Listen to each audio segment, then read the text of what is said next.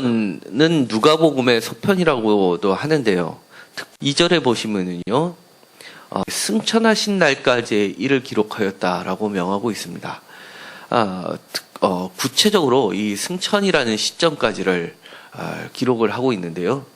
이 부분은 공간복음서에서 예수님을 십자가 사건 또는 부활 사건까지 중점을 두었다 그러면 이 사도행전에 와서는 특별하게 승천까지를 강조를 하고 있다는 점이 매우 다른 부분입니다. 승천이라는 것은 하늘로 올라갔다는 얘기겠죠. 그러다 보니까 이 하늘이 다시 한번 또 강조가 되는데요. 8절에서 보면요, 오직 성령이 임하신다라는 말씀을 하시면서 이 11절에 보면 하늘로 올려지신 이 예수는 하늘로 가심을 본 그대로 오시리라 이렇게 얘기하고 있습니다. 그러니까 이 사도행전 전체는요, 시작부터 끝까지 성령 행전이라고 하면서도 성령이 왜 우리에게 주어졌는지를 하늘이라는 관점에서 조명하고 있다는 것입니다. 성령도요, 하늘로부터 내려오지만요, 이 제자들도 바로 어디를 쳐다보고 있었냐면 바로 하늘로 쳐다보고 있었습니다. 그 하늘은요, 예수님께서 하늘로 올라가셨던 그 모습입니다. 우리는요, 예수님께서 하늘에 계시다는 그런 표현은요, 매우 익숙한 표현입니다. 그래서 하늘나라, 하나님 나라를 하늘나라라고도 많이 얘기하는데요. 그러다 보니까 모든 사람이 그렇게 생각하는 줄 생각하지만, 그렇지는 않았다는 걸 이번에 새롭게 알았습니다. 예를 들어서요, 불교나 유교에서는 이제, 하관을 하고, 그 신발하고 옷까지 그런 것들을 다 갖고 오라고 하고요. 옷은 태우고, 신발은 따로, 고이 간직했다가, 3호제 때 그 신발을 그 옆에다 다시 묻는다고 합니다. 영이 이제 돌아다닐 때 발이 시렵지 않도록 신발을 신겨줘야 된다고 하고, 그 다음에 자유롭게 잘 다닐 수 있게 하기 위해서 신발을 묻어주라고 이렇게 얘기를 하는 것을 들었습니다. 그런데 우리는 어떻게 생각하나요? 이렇게 영이 우리 이 땅에 이렇게 돌아다니는 걸로 생각하나요? 사실 우리 기독교인들은 그렇지 않습니다. 저 하늘나라로 간다고 합니다. 그 하늘나라에는 바로 주님이 계신 곳이고요, 하나님이 계신 곳입니다. 그리고 그 영은 우리 땅에 다시 온다고 생각하나요? 그렇지 않습니다. 왜냐하면 부자와 나사로의 이야기를 보면요, 부자가 이렇게 얘기합니다. 나사로를 좀 자기의 친척들과 가족들이 있는 쪽으로 땅으로 보내달라고 부탁을 하는데 그거를 거절하시죠. 그러면서 하나님 나라와 이 땅은 구분이 되어 있다고 말씀하고 계십니다. 그러면 그 하늘에 있는 그분들과 사랑하는 가족들과 내가 어떻게 소통하느냐의 문제는요, 우리 기독교에서는 이렇게 성령을 통해서, 예수님을 통해서 소통하는 겁니다. 그런 부분에서는 확실히 기독교가 그들에게 더 위안이 줄 수 있겠다라는 생각이 들었습니다. 그래서 그 친구한테도 그런 얘기를 많이 해줬습니다. 너가 사랑하는 부인을 땅에 묻지만 땅에 묻는다고 생각하지 마라. 너의 부인은 사랑하는 부인은 저 하늘나라에서 너를 지켜보고 있고 언제든지 너와 얘기를 할 수 있다. 기도를 하는 순간 언제든지 소통할 수 있다라고 얘기를 해줬습니다. 그리고 부인만 저 하늘나라에 있는 게 아니라 우리도 곧 가게 된다. 그래서 그곳에 만나게 될 테니까 힘을 내라라고 얘기를 해줬습니다. 그런데 그 말이 오히려 그 친구한테는 더 큰 위안이 됐던지 마지막에 한 줌의 흙을 가족들이 뿌릴 때 아들이 뿌리니까 제 친구가 아들에게 톡닥 들으면서 아들아, 너희 엄마는 저 하늘에 계셔라는 말을 했습니다. 그런 거를 보고 나서 이게 참 기독교구나. 이렇게 기독교가 아니면은 이렇게 하늘에 대한 사고가 없다면 어떻게 우리가 이 땅에서 그렇게 살아낼 수 있을까라는 생각을 다시 한번 깊이 하게 됐습니다. 오늘 주님께서 하늘로 올라가시기 전에 하셨던 일이 있습니다. 바로 3절에 보면은요, 40일 동안 그들에게 보이시고 하나님 나라의 일을 말씀하셨다고 하셨습니다. 그러면서 제자들에게, 사도들에게 그동안 있었던 것들을 많은 것을 또 가르쳐 주셨습니다. 이 40일이라는 것은요, 성경에서 40일을 얘기하는 것은 굉장히 중요한 의미를 가지고 있습니다. 예를 들어서 대표적인 것이 광야에서 40길을 불순종함으로써 40년으로 늘려진 사건, 이것이 바로 40에 해당하는 중요한 숫자죠. 그러니까 40이라는 것은 이 땅의 모든 것을 얘기합니다. 이 땅에서 벌어지고 있는 처음부터 끝까지 것을 상징을 하고요. 그 다음에 예수님께서도 40일 동안 광야에서 시험을 받으면서 이기셨습니다. 그것은 불순종했던 이스라엘 백성들이 실패했는데 그거와 반대되게 예수님께서는 오히려 승리하심으로써 그들에게 새로운 길을 열어주셨다는 것을 보여주고 계십니다. 그리고 또 이 40일 동안 그들에게 가르치셨다는 것은 새로운 창조를 하시면서 그를 만물을 새롭게 하시는 주님의 모습을 보여주고 계시는 겁니다. 그래서 우리가 승천주의를 지킬 때 부활절을 기준으로 해가지고 40일을 산출해서 40일을 승천주의로 보고요. 그 다음에 거기다 10일을 더해서 2장 1절에 보면, 사도행전 2장 1절에 보면 오순절에 성령이 임하시는 사건을 통해서 이렇게 성령 감리절 주의를 지키게 됩니다. 그러니까 정확하게 40일과 오순절 사이에는 열흘 차이가 있지만 주일을 따지다 보니까 한 주 정도의 차이뿐이 발생을 안 하는 거고요. 바로 전주가 승천주일이라고 하면 그 다음 주가 보통은 이렇게 성령 강림 주일이 될 수밖에 없습니다. 때로는 날짜가 맞게 되면 더 발생할 수도 있겠지만 주로 그렇게 됩니다. 그렇다 보니까 주님께서는 성령이 감림하기 전에 이 승천을 하시면서 약속하신 게 두 가지가 있습니다. 예루살렘을 떠나지 말고 내게 들은 바 아버지께서 약속하신 것을 기다리라 라고 얘기하십니다. 첫 번째는요, 기다리라는 것이고요. 두 번째는요, 기다리라는 것은 떠나지 말라는 겁니다. 어디를 떠나지 말라는 겁니까? 여기서는요, 예루살렘을 떠나지 말라는 겁니다. 예루살렘은 어떤 곳입니까? 바로 고난이 있었던 곳입니다. 예수님이 십자가에 달려 돌아가셨던 곳입니다. 무서워서 도망가지 말라는 겁니다. 그곳은요, 다시금 새롭게 시작되는 곳이고 예수님이 부활하셨던 곳입니다. 그리고 기다리면서 무조건 기다리는 게 아니라 기도를 하면서 약속하신 성령을 받으라는 겁니다. 그러면서 성령이 너에게 임하시면요, 8절에 보면 권능을 받고요, 예루살렘과 온 유대와 사마리아 땅끝까지 이르러 내 증인이 되리라라고 약속을 해주시면서요, 그들이 보는데 올려져 가십니다. 그러자 이들은 11절에 보면 하늘을 쳐다보고 있는데 다시 한번 새로운 약속을 주십니다. 그것이 뭐냐면 11절에 있는 것처럼 하늘로 올라가신 그대로 다시 오신다는 겁니다. 도대체 하늘이란 곳이 왜 하늘로 예수님께서는 올라가셔야만 됐을까요? 그 하늘이라는 곳은요, 바로 하나님이 계신 곳으로 생각하고 있었습니다.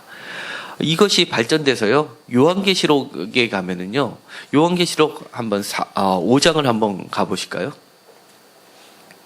5장 1절에 보면 보좌에 앉으신 이의 오른손에 이렇게 되어 있는데요, 이것은 뭐냐, 하늘에 있는 하나님의 보좌를 얘기합니다.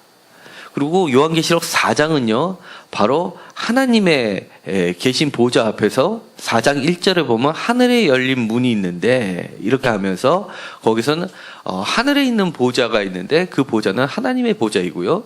5장에 가면 보좌에 앉으시는 하늘 보좌에, 하나님의 보좌에 앉으셨는데 그것을 누구의 손에 다시금 이양이 되냐면요, 7절에 보면요, 어린 양이 나와서 보좌에 앉으신 이의 오른손에서 두루마리를 취하시니, 이렇게 되어 있습니다. 그러니까 그리고 나서 12절에 보면요, 죽임을 당하신 어린 양은 능력과 부와 지혜와 힘과 존귀와 영광과 찬성을 받으시기에 합당합니다, 이렇게 하고, 13절에 보면요, 하늘 위에 땅 위에 땅 아래에 바다 위에 또 가운데 모든 피조물이 보좌에 앉으신 이와 어린 양에게 찬송과 존귀와 영광과 권능을 세세토록 돌릴지어라 하고, 14절에 보면 네 생물과 24장로들이 엎드려 경배합니다. 그러니까 이 예수님께서 이 하늘로 올라가셨다는 얘기는요, 한마디로 왕의 귀환을 얘기합니다. 이렇게 하나님의 보좌에서 죽음을 다 진행하신 어린 양이 하늘 보좌로 앞으로 나가서 하나님으로부터 두루마리를 취하셔서 이제는 새로운 심판자로서 새롭게 왕으로 등극하시는 왕의 기한을 얘기하고 있습니다. 그래서 6장에 보면은요, 어린 양이 인을 떼기 시작합니다. 그래서 어린 양의 심판을 시작하고 계시는 겁니다. 그러니까 이 하늘이라는 것은요, 단순히 우리가 생각하는 이 하늘을 얘기하는 것이 아니라 모든 것 위에 계신 하늘을 얘기하는 겁니다. 그리고 하나님의 자리, 하나님의 우편의 자리라고 표현하기도 하고요. 주로 공관보감서나 그다음에 사도행전에서는 하나님의 우편을 얘기하는데요. 요한계시록에 가면 하나님의 우편이 아니라 하나님의 자리에 어린 양이 앉게 되는 겁니다. 그러니까 하나님과 어린 양은 구분이 되지 않습니다. 동격이고요. 그런 자리에 앉게 됩니다. 그리고요, 굉장히 오래된 찬양시들이 성경에 남아 있는데요. 우리가 이제 예배를 드릴 때 여러 가지 찬양을 하지 않습니까? 그런데 예수님과 가장 가까운 시기에 불렀던 찬양을 우리가 만약에 듣는다면 어떤 느낌일까요? 왠지 더 설레고 떨리고 그러지 않을까요? 그런데 그 찬양들이요, 굉장히 오래됐다고 하는 찬양들이 성경에 남아 있습니다. 그런 대표적인 것이요, 빌립보서, 여러분이 잘 알고 계시는 빌립보서 2장 6절에서 11절까지가 아주 오래된 찬양시인데요. 그는 근본 하나님의 본체시나 하나님과 동등됨을 취할 것으로 여기지 아니하시고 오히려 자기를 비어 종의 형체를 가지사 사람들과 같이 되셨고 사람의 모양으로 나타나사 자기를 낮추시고 죽기까지 복종하셨으니 곧 십자가에 죽으십니다. 이러므로 하나님이 그를 지극히 높여 모든 이름 위에 뛰어난 이름을 주사 하늘에 있는 자들과 땅에 있는 자들과 땅 아래에 있는 자들로 모든 무릎을 예수의 이름에 꿇게 하시고 모든 입으로 예수 그리스도를 주로 시인하여 하나님 아버지께 영광을 돌리게 하셨느니라. 굉장히 멋있는 이 찬양이 굉장히 오래된 찬양이십니다. 아마 빌립보서에 있는 것을 봐서는요, 예수님이 돌아가시고 30년에서 바울이 활동하였던 50년 그 사이에 이미 이 찬양은 이미 소아시아 지역에 널리 퍼졌던 찬양시입니다. 그 다음에요, 이런 모든 자들을 예수의 이름에 꿇게 하고요, 높여주신 사건을 바로 하늘에 올라갔다라고 얘기할 수 있습니다. 그런데 이것이 골로새서 1장 15절에서 20절에 보면 비슷한 찬양시가 있는데요.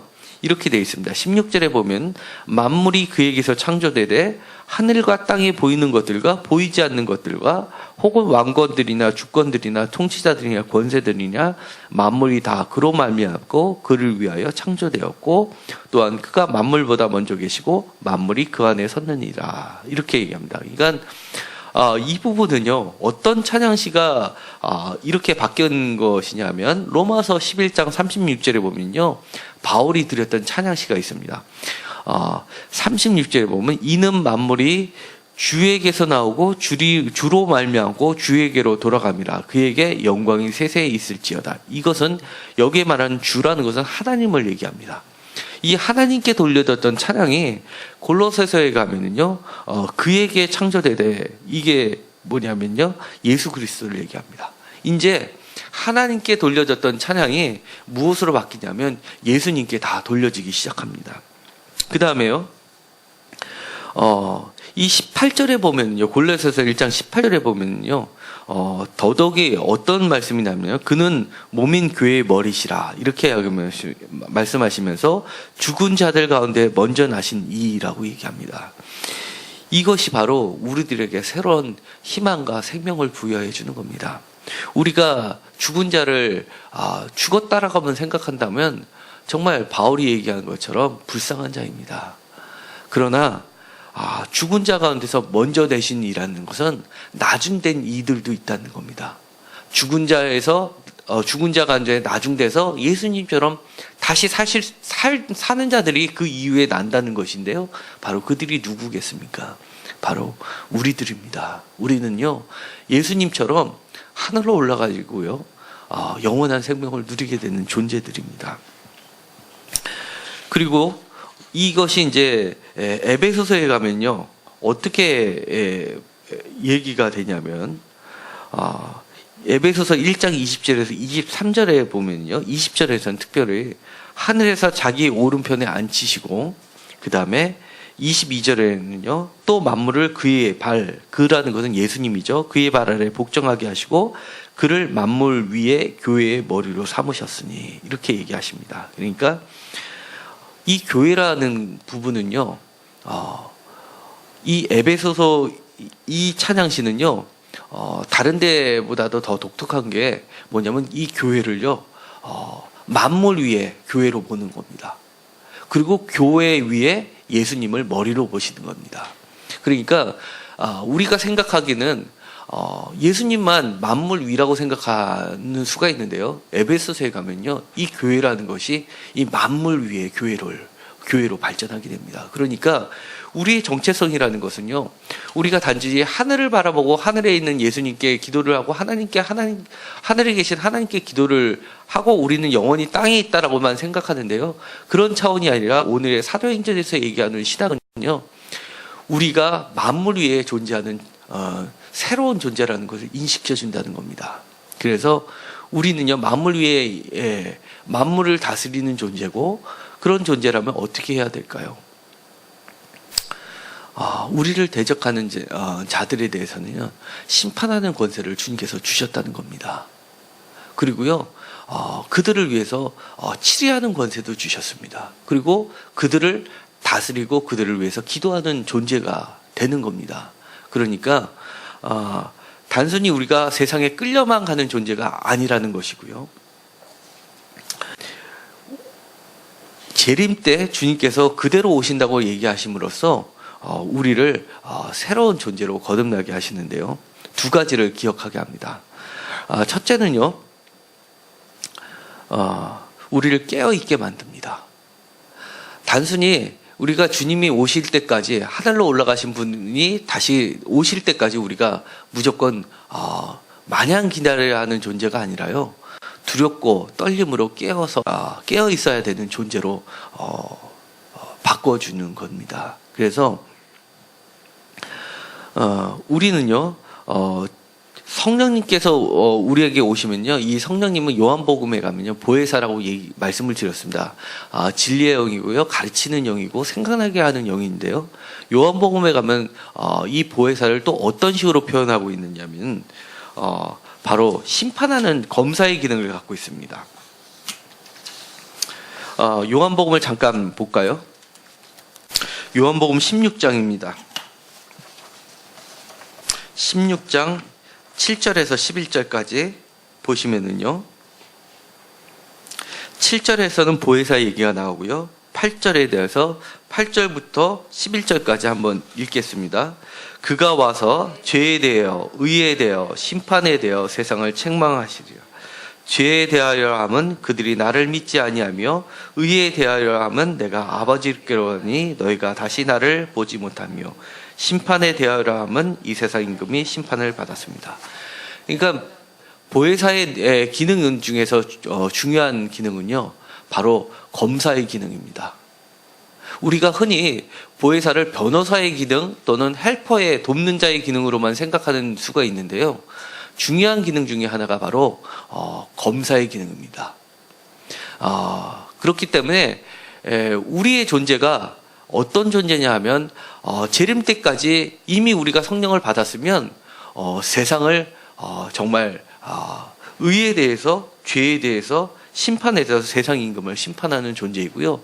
이것이 요한계시록에 가면요 어떻게 발전하냐면요, 아까 읽었었던 요한계시록 5장에 보면 어린 양에게 갖다 바치는 선물이 있습니다.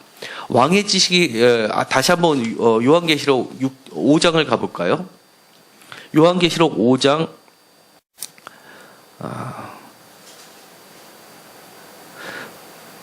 8절에 다 같이 보겠습니다.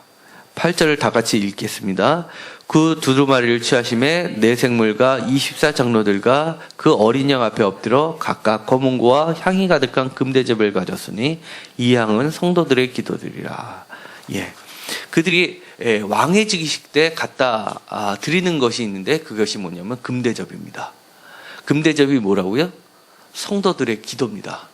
우리가 성령님을 의지해서 성령님의 임재하심을 경험하면서 세상에 대해서 또 하나님께 기도드리는 그 기도가요, 단순한 기도가 아니라 세상을 심판하는 금대접입니다. 이 금대접은요, 요한계시록의 나중에 마지막 심판이 어떤 심판이냐면요, 심판이 요한계시록은 구조가 777 구조로 되어 있습니다. 7가지의 심판, 그 다음에 7가지, 마지막 7가지가 이렇게 되어 있는데요.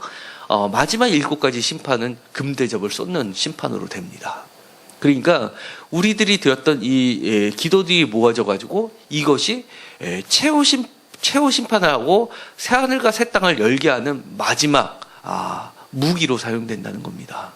그러니까 오늘 사도행전에서 얘기하고 있는 이 승천이라는 것은요, 우리들에게 성령을 주시면서 약속하신 것은 바로 우리들에게 이런 심판자의 권능도 주신 겁니다. 그러다 보니까 우리가 살 때는요, 때로는 어려울 수 있습니다. 때로는 우리를 공격하는 자들이 있을 수는 있습니다. 하지만 그것에 좌절하고 좀 더 쉬운 길을 가려고 타협하지 마십시오. 왜냐하면 그것들은 오래 가지 못하기 때문에 그렇습니다. 얼마나 오래 가지 못하냐면요, 주님께서는 다 너희들이 본 그대로라고 합니다. 얼마나 지나면 이게 바뀔까요? 얼마 가지 않기 때문에 그대로라는 말을 쓰는 겁니다. 이것이 요한계시록에 다시 한번 가면은요, 요한계시록 맨 끝에 가면 22장에 한번 가보실까요? 22장 20절에 이렇게 되어 있습니다. 22장 20절을 다 같이 읽겠습니다. 이것들을 증언하신 이가 이르시되 내가 진실로 진실로 속히 오리라 하시거늘 아멘. 주 예수여 오시옵소서. 예, 여기 속히 오리라는 말을, 속히라는 말을요, 탁시라고 합니다. 헬라어로는 탁시인데요, 이것이 뭐하고 발음이 비슷하면 택시하고 비슷합니다. 택시가 달리듯이 그렇게 빨리 온다는 얘기겠죠. 이 속히 오기 때문에요, 요한계시록에서는 이 마지막 주님께서 하셨던 말씀이 있습니다. 22장 10절을 한번 보실까요?